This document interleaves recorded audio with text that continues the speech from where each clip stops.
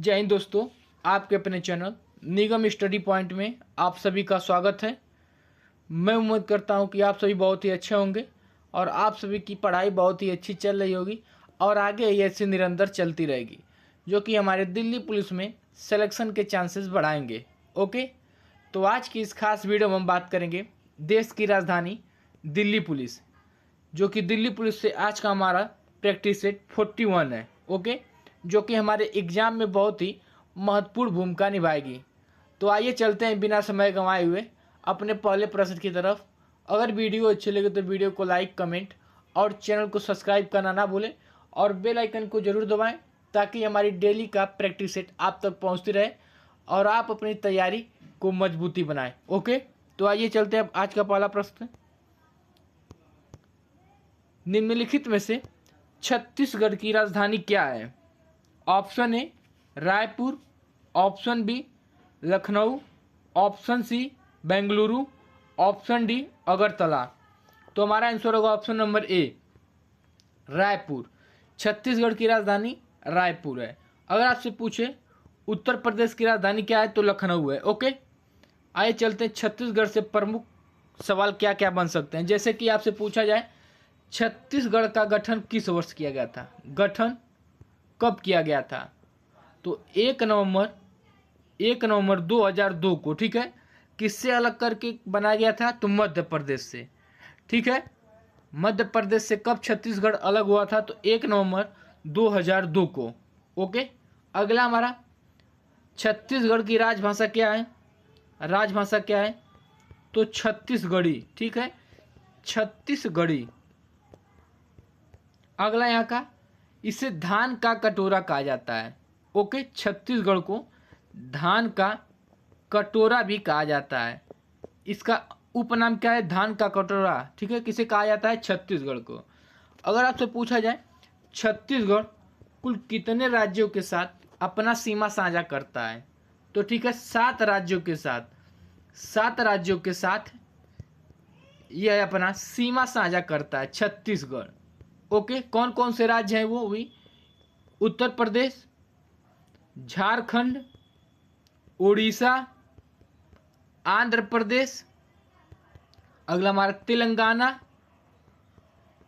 और अगला हमारा महाराष्ट्र और अगला हमारा मध्य प्रदेश। ओके, ये हमारे 7 राज्य हैं, जो कि छत्तीसगढ़ 7 राज्यों के साथ सीमा साझा करता है। कौन कौन से? उत्तर प्रदेश, झारखंड, उड़ीसा, आंध्र प्रदेश, तेलंगाना, महाराष्ट्र और मध्य प्रदेश। ठीक है, अगला हमारा मध्य प्रदेश से संबंधित अगर आपसे पूछा जाए छत्तीसगढ़ का सबसे ऊंची चोटी, छत्तीसगढ़ की सबसे ऊंची चोटी कौन सी है?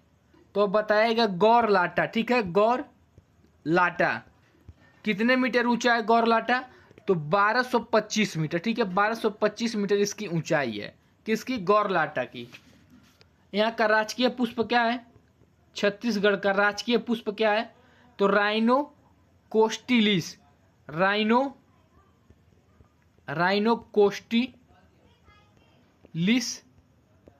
कोस्टिलिस गिंगेटिया।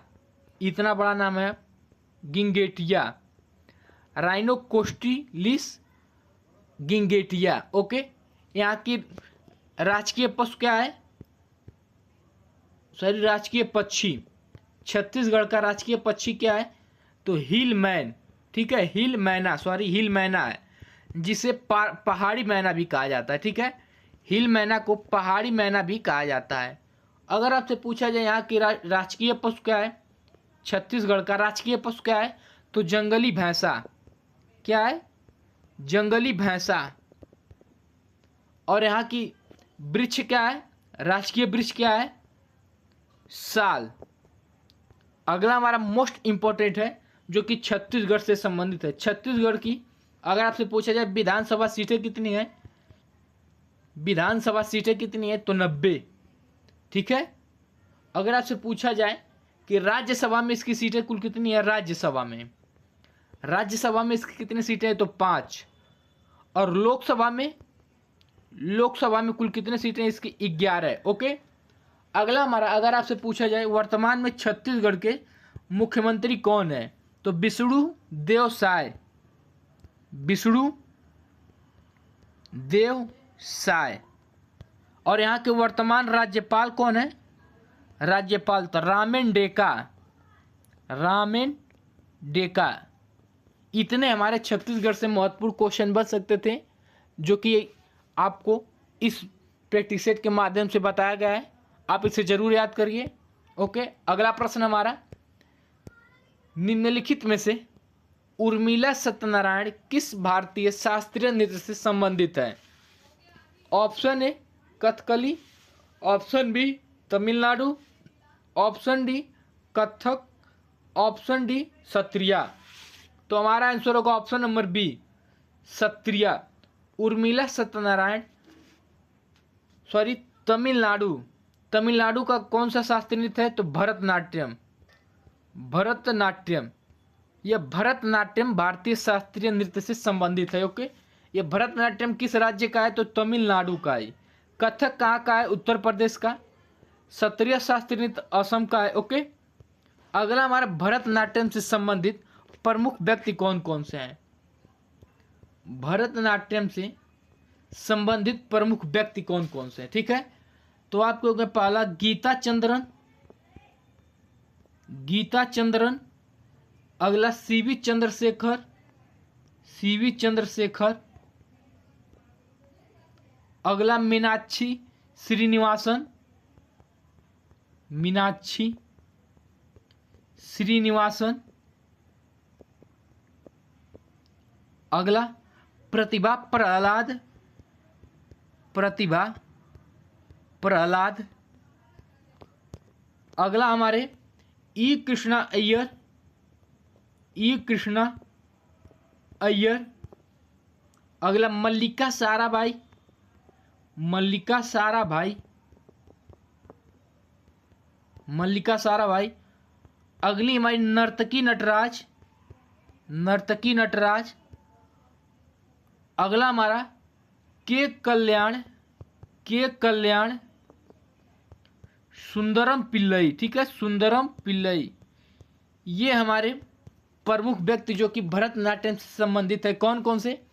उर्मिला सत्यनारायण, गीता चंद्रन, सीवी चंद्रशेखर, मीनाक्षी श्रीनिवासन, प्रतिभा प्रहलाद, ई कृष्णा अय्यर, मल्लिका साराभाई, नर्तकी नटराज, के कल्याण, सुंदरम पिल्लई। ओके, ये हमारे भरतनाट्यम से संबंधित प्रमुख व्यक्ति हैं। अगला प्रश्न है हमारा, निम्नलिखित में से नोकरेक बायोस्फीयर रिजर्व को यूनेस्को ने अपनी सूची में किस वर्ष शामिल किया?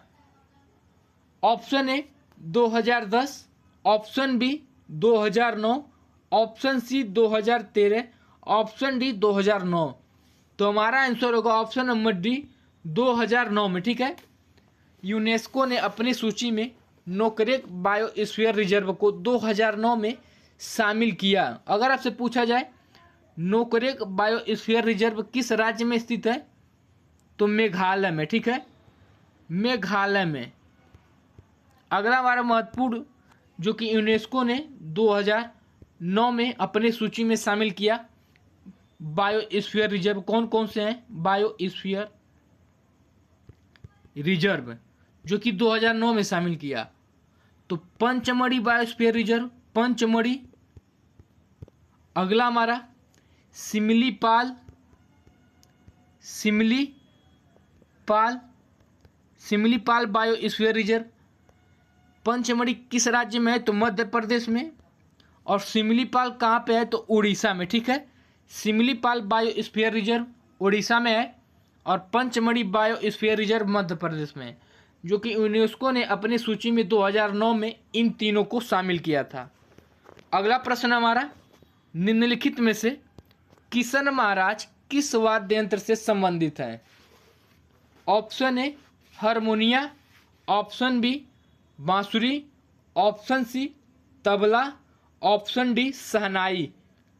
तो हमारा आंसर होगा option number C tabla. Kishan Maharaj tabla वाद्य यंत्र से संबंधित है। ओके, अगर आपसे पूछा जाए तबला के जनक कौन है? तबला के जनक कौन है? तो अमीर खुसरो, अमीर खुसरो। ओके, अगला हमारा तबला से संबंधित प्रमुख व्यक्ति। ठीक है, हमारे एग्जाम में वाद्य यंत्र हुआ, शास्त्रीय नृत्य हुआ, लोक नृत्य हुआ, मिनिमम 2 से 3 क्वेश्चन आते हैं जो कि हमारे एग्जाम के लिए बहुत ही महत्वपूर्ण होते हैं। ठीक है, हमारे एग्जाम के लिए एक एक नंबर बहुत ही महत्वपूर्ण होते हैं जो कि हमारे सिलेक्शन के लिए बहुत ही महत्वपूर्ण होते हैं। ओके, तो तबला वादक संबंधित कौन है, जैसे कि स्वप्न चौधरी, स्वप्न चौधरी। अगला उस्ताद सफाद अहमद खान, उस्ताद सफाद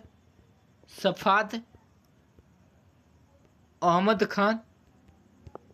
अगला उस्ताद जाकिर हुसैन, उस्ताद जाकिर हुसैन।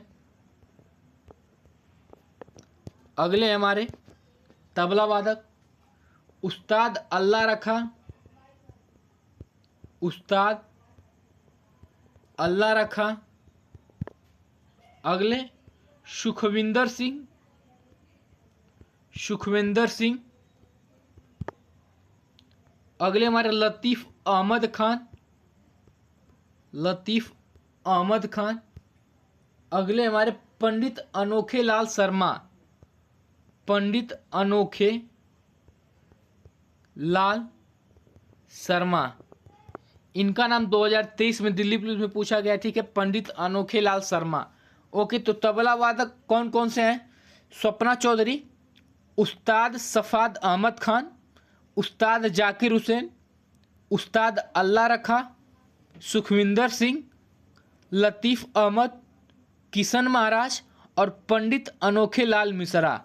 ओके, अगला हमारा महत्वपूर्ण है, जैसे कि आपसे पूछा जाए स्वप्ना चौधरी को पद्मश्री कब प्राप्त हुआ, पद्मश्री कब प्राप्त हुआ, तो इन्हें 2019 में प्राप्त हुआ था। ओके, अगर आपसे पूछा जाए स्वप्ना चौधरी को संगीत नाटक अकादमी पुरस्कार, संगीत नाटक अकादमी पुरस्कार कब प्राप्त हुआ, तो 1997 में। ठीक है, 1997 में। अगला प्रश्न हमारा, निम्नलिखित में से कौन सा देश भारत के साथ सर्वाधिक सीमा साझा करता है। Option A Myanmar, option B Bangladesh, option C Pakistan, option D चीन। तो हमारा आंसर होगा option number B Bangladesh. Bharat देश के साथ बांग्लादेश सर्वाधिक सीमा साझा करता है। कुल कितने किलोमीटर का, तो 4096 किलोमीटर। ठीक है, ओके, अगर आपसे पूछा जाए कि बांग्लादेश के साथ भारत के कुल कितने राज्य सीमा साझा करते हैं, बांग्लादेश के साथ भारत के राज्य कुल कितने सीमा साझा करते हैं, तो 5 राज्य। कौन कौन से, पश्चिम बंगाल,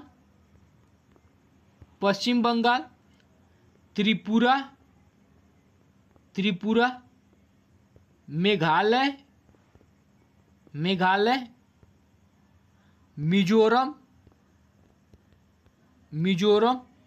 और असम।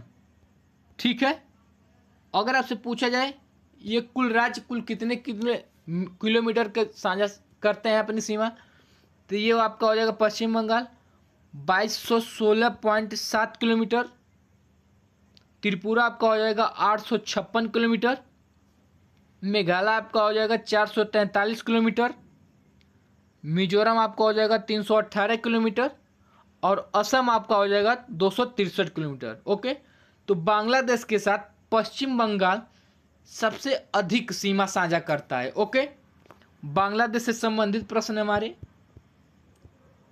बांग्लादेश कौन कौन से, जैसे कि बांग्लादेश की राजधानी क्या है, ढाका।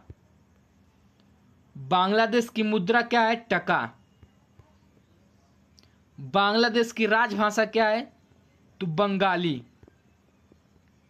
यहाँ की राजभाषा बंगाली है। ओके, अगर आपसे पूछा जाए बांग्लादेश का राष्ट्रीय खेल क्या है, तो कबड्डी है। ठीक है, बांग्लादेश का राष्ट्रीय खेल क्या है, कबड्डी है। अगर आपसे पूछा जाए बांग्लादेश का राष्ट्रीय फूल क्या है, तो वाटर लिली बांग्लादेश की राष्ट्रीय फूल क्या है? Water lily.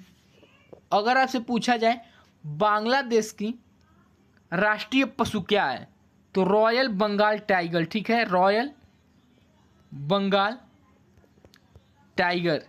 ये जितने भी क्वेश्चन आपको बता रहे हैं बहुत ही हमारे एग्जाम के लिए महत्वपूर्ण है, जो कि हमारे भारत से संबंधित पड़ोसी राज्यों से हमारे क्वेश्चन बनते हैं, जैसे कि संसद का क्या नाम है, राजधानी, टका इत्यादि क्वेश्चन बनते हैं। ओके, अगला हमारा बांग्लादेश की संसद का क्या नाम है? संसद का क्या नाम है?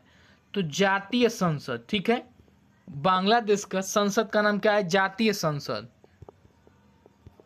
अगला, बांग्लादेश का राष्ट्रगान क्या है? राष्ट्रगान क्या है?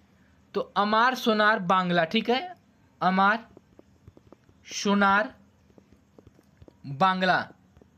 यह किसके द्वारा लिखा गया था? यह बहुत ही महत्वपूर्ण क्वेश्चन है। तो ये हमारे भारतीय थे कौन? रविंद्रनाथ टैगोर। ठीक है, रविंद्रनाथ टैगोर।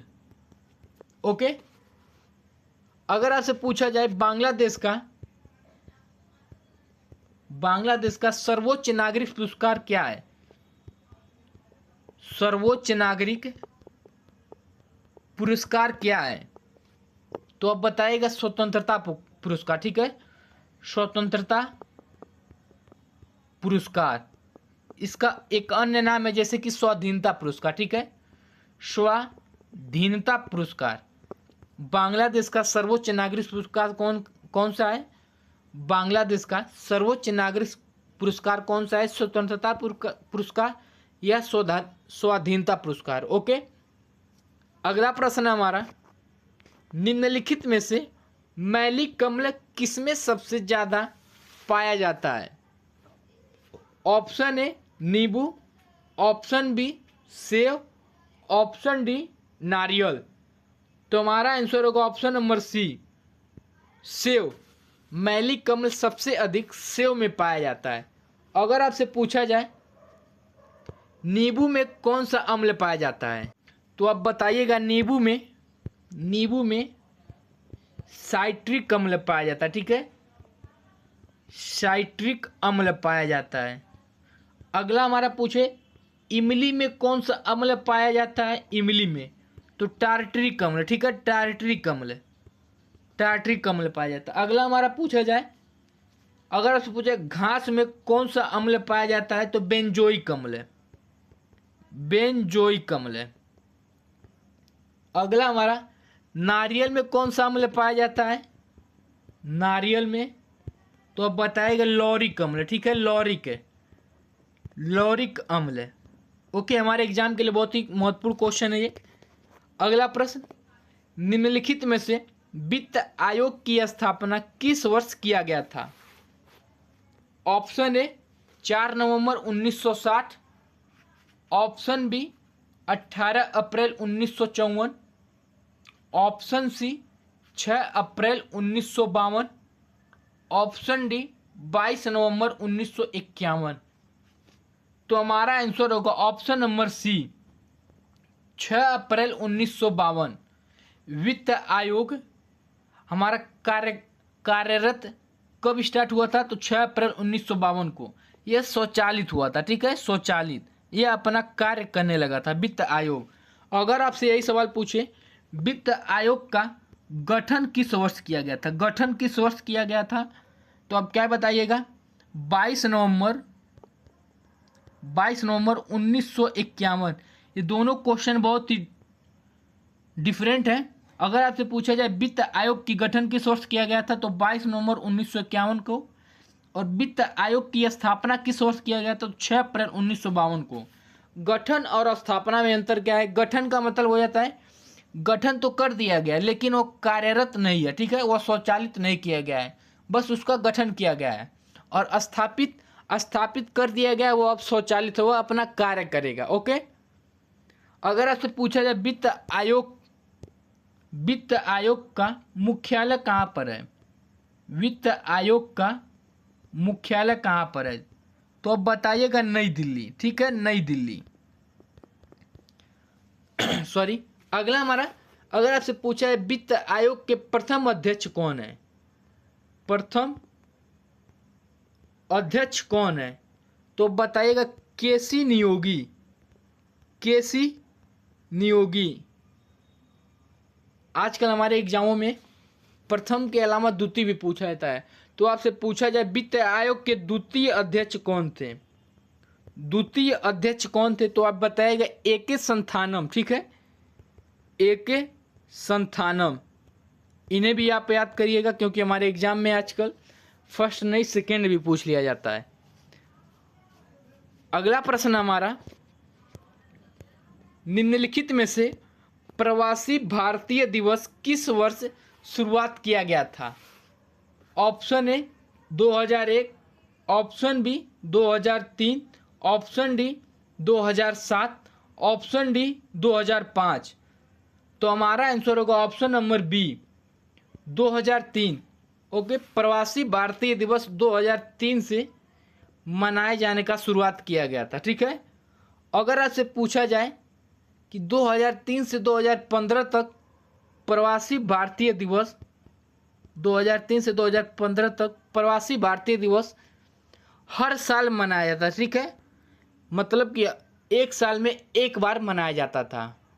ओके, 2003 से 2015 तक, और वर्तमान में 2015 से अब यह हर 2 साल में एक बार मनाया जाता है। ठीक है, एक बार मनाया जाता है। क्या? प्रवासी भारतीय दिवस। किसके उपलक्ष्य में मनाया जाता है प्रवासी भारतीय दिवस? आपसे पूछा जाए तो महात्मा गांधी के। ठीक है, महात्मा गांधी के दक्षिण अफ्रीका से वापस लौटते समय, दक्षिण अफ्रीका से वापस लौटने के उपलक्ष्य में प्रवासी भारतीय दिवस मनाया जाता है। कब लौटे थे यह? आपसे पूछा जाए कब लौटे थे तो 9 जनवरी 1915 को। ठीक है, महात्मा गांधी जी दक्षिण अफ्रीका से भारत लौटे थे। ओके, इन्हीं के उपलक्ष्य में प्रवासी भारतीय दिवस मनाया जाता है। अगला प्रश्न हमारा, निम्नलिखित में से जूलॉजिकल सर्वे ऑफ इंडिया की स्थापना किस वर्ष किया गया था? Option A 1955, option B 1916, option C 1935, option D 1930। तो हमारा आंसर होगा ऑप्शन नंबर बी 1916 में। Okay, zoological survey of India की स्थापना 1916 में किया गया था। इसका मुख्यालय कहाँ पर है? हेडक्वार्टर? तो अब बताएगा कोलकाता में। ठीक है, कोलकाता में।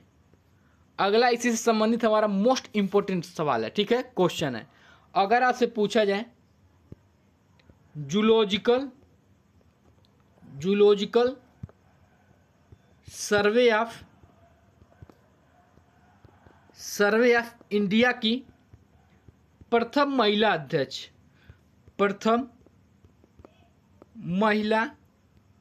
अध्यक्ष कौन है? तो अब बताइएगा घृति बनर्जी। ये मोस्ट इंपॉर्टेंट सवाल है हमारा। जूलॉजिकल सर्वे ऑफ इंडिया की स्थापना 1916 में, मुख्यालय इसका कहाँ? कोलकाता में, और इसकी प्रथम महिला अध्यक्ष घृति बनर्जी हैं। ओके, आज का हमारा दिल्ली पुलिस का रिवीजन क्वेश्चन, निम्नलिखित में से दूरदृष्टि दोष में किस लेंस का प्रयोग किया जाता है? Option A cylindrical lens, option B bifocal lens, option C उत्तल लेंस, ऑप्शन डी अवतल लेंस। अगर जिस किसी को भी आंसर पता हो आंसर कमेंट बॉक्स में ज़रूर करें, और वीडियो अच्छी लगे तो वीडियो को शेयर करें अपने फ्रेंड और दोस्तों को जो कि हमारे इस वीडियो को देखें और अपनी दिल्ली पुलिस की तैयारी बहुत ही बेहतर करें। और वीडियो अच्छी लगे तो चैनल को सब्सक्राइब कर लें और बेल आइकन को ज़रूर दबाएं ताकि हमारी डेली का वीडियो आप तक पहुंचती रहे। जय हिंद।